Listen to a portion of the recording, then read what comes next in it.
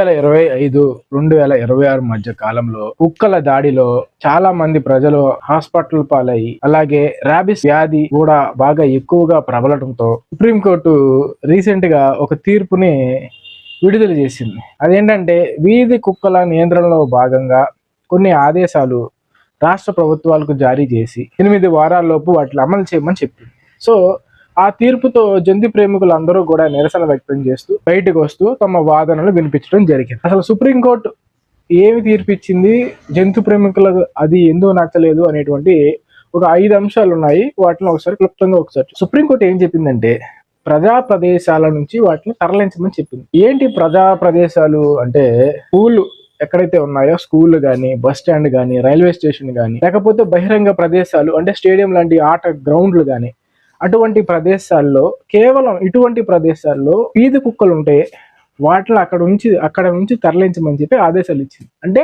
చాలా స్పష్టంగా చెప్తుంది, అన్ని చోట్ల కాదు, కేవలం స్కూళ్ళు, బస్ స్టాండ్, రైల్వే స్టేషన్, అలాగే ఆట స్థలాలు ఏమైనా ఉంటాయి. అది ఫస్ట్ పాయింట్. రెండోది ఏం చెప్పిందంటే, వీటికి ఒక హోమ్ అనేది ఇచ్చారు, షెల్టర్ హోమ్ అనేది ఇచ్చారు. ఆ షెల్టర్ హోమ్ లో మనం ఎక్కడి నుంచి తరలించి తీసుకొచ్చాం, స్కూళ్ళు, bus stand, railway station, stadium, open grounds ఎక్కడైతే ఉన్నాయో అక్కడ నుంచి తీసుకొచ్చిన కుక్కల్ని మన షెల్టర్ హోమ్ లో పెట్టండి.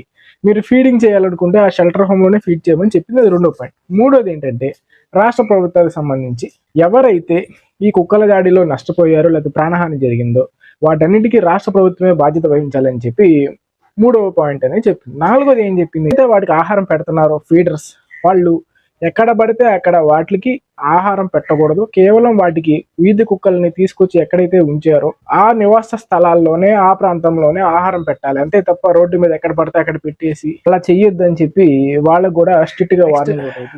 జాతీయ రహదారులు ఎక్కడైతే ఉన్నాయో ఆ రహదారుల మీద యాక్సిడెంట్లు అవుతూ ఉంటాయి. జంతువులు కానీ, ఆవులు కానీ, గేదెలు కానీ, ఇవి కొన్ని చనిపోతూ ఉంటాయి. ఏదైనా హిట్ అండ్ రన్ కేసులో ఈ మూగజీవాలు చనిపోతున్నాయి కాబట్టి అక్కడ కూడా వీధి కుక్కలు ఉండకూడదు అనేటువంటి ఆఖరి అంశంతో సుప్రీంకోర్టు తీర్పునివ్వడం జరిగింది. అయితే ఈ 5 పాయింట్లు కూడా జంతు ప్రేమికులకు నచ్చలేదు. జంతు ప్రేమికులు ఏమని చెప్తున్నారు, వీధి కుక్కల దాడిలో చిన్నారులు ఉండొచ్చు, పెద్దవాళ్ళు ఉండొచ్చు, ఏదైనా ప్రాణహాని వరకు జరగచ్చు, లేదా ర్యాబిస్ అనేటువంటి వ్యాధి అధికంగా పెరగచ్చు. అయితే మీరు ఇచ్చిన తీర్పు మాత్రం అమాయకమైన మూగజీవాలను మీరు హింసిస్తున్నారు, వాటిని అకారణంగా చంపేస్తున్నారు అని చెప్పి వాదనలు వినిపిస్తున్నాయి. అయితే సుప్రీంకోర్టు ఏం చెప్తుందంటే, వాటిని మేము చెప్పట్లేదు, జస్ట్ వాటికి వ్యాక్సినేషన్ చేయించి, యానిమల్ బర్త్ కంట్రోల్ కూడా చేపించి, మళ్ళీ వాటికంటూ ఒక ప్రత్యేక స్థలాన్ని కేటాయించి అక్కడ వాటికి ఆహారం పెట్టి మేము వాటిని సంరక్షిస్తాము అనేటువంటి వాదన మన సుప్రీంకోర్టు తరపు నుంచి అయితే ఉంది. కానీ దీనిని మాత్రం జంతు ప్రేమికులు దీన్ని ఏకీభవించట్లేదు.